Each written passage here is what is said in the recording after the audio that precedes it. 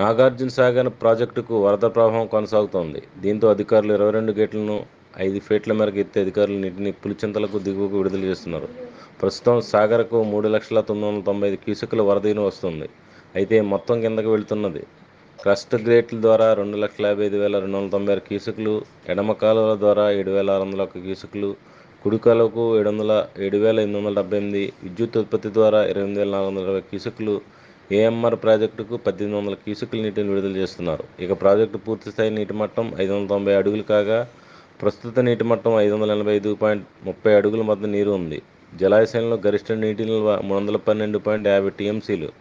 ఇప్పుడు 298.30 టీఎంసీల నీరు నిల్వ ఉంది. సాగర్ నుంచి భారీగా వరద దిగువకు వెళ్తుండటంతో సూర్యాపేట జిల్లాలోని పులిచింతల ప్రాజెక్టు క్రమంగా నిండుతోంది. ప్రాజెక్టు పూర్తిస్థాయి నీటి మట్టం 175 అడుగులు కాగా, ఇప్పుడు 142.71 అడుగులుగా ఉంది. 77 టీఎంసీల నీటి నిల్వ సామర్థ్యానికి గాను 10.65 టీఎంసీలు ఉన్నాయి. ప్రాజెక్టుకు 74,443 క్యూసెక్కుల వరద వస్తుండగా 25,676 క్యూసెక్కుల నీటిని దిగువకు విడుదల చేస్తున్నారు అధికారులు.